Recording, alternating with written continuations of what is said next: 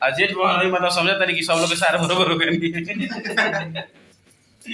तो देख सकते तनी बहुत सारा यहाँ चीज रखल बाटे।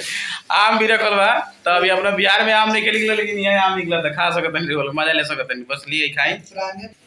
स्प्राइट भी रखल गल बाटे, देख सकते हैं ब्रांडेड कंपनी के बाटे। और नाम नमस्कार भैया, भोजपुरी गैग सेल्स परवाना और वो लोग पता बा कि आज 10 दिन से हम गुजरात के भ्रमण करता नहीं। और देख सकता नहीं पूरा हमने के मतलब जितना हमने के अपन भाई लोग सब लोग बा, सब लोग एकत्रित भल बाटे। एक लगे भलो देख सकता नहीं बड़ा पवन जी, एगो छोटा भाई हवन, देख सकता नहीं लगातार मतलब अभी देखिए ने करी खाना वाना के तैयारी होता।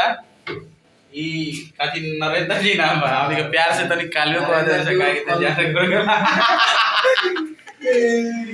और देख सकता नहीं ये हमारा छोटा भाई छोटे लाल, हमनी के दुलार से छोटू कहनी से छोटू कहते सबसे कितना बढ़िया नाम है छोटू, मतलब का समझता नहीं। और यहाँ पर मतलब कुछ खाना वाना के तैयारी होता। रुपेश देख सकता नहीं ये हमार माजिल भाई बैठे जौन के भी खाना वाना के तैयारी करता है। और सब भाई हमने का एक लगे आल बनी सब काहे कि गुजरात में घूमे आल बनी, हम गुजरात के मजा लिया था घूम के। देख सकते नहीं जरूर पता चल जाये। हाय बोलो कम से कम हाय बहुत बढ़िया लगा। और ये बा पवन जी बड़ा हाय ये बहन के पवन जी के सार बड़ा भाई पवन जी के सार। हाय फ्रेंड नमस्कार प्रणाम, हम बनी ललन जी। पवन जी के सार कही आज गुजरात में एक साथ एकत्रित होके के मौका मिलल बा, बड़ा अच्छा लगा के साथ में बहुत अच्छा लगा मिलके।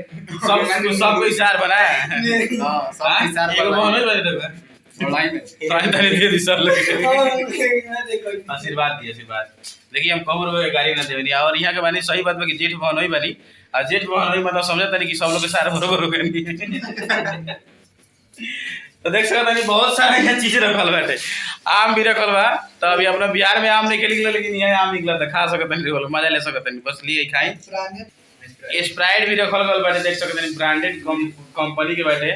और 100 लीटर के बस खाए के बा पिए के बा। और देख सकते नहीं लगातार ने खाई पूरी छान के रखल बा। और सब्जी बहुत जल्दी पनीर के मटर पनीर बने वाला बा, थोड़ा गोभी लागी।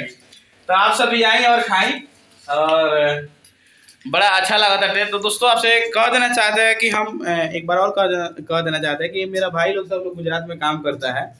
और ये हम गुजरात में आए हैं और लगभग 10 दिन से घूमने के लिए आए हैं, लेकिन 1 ही 2 दिन में हम आने वाले हैं बिहार, समझे। तो सर के बाल निकल गया है भैया, समझ सकते हैं, थोड़ा चेहरा का उदासी चल रहा है, कोई बात नहीं है।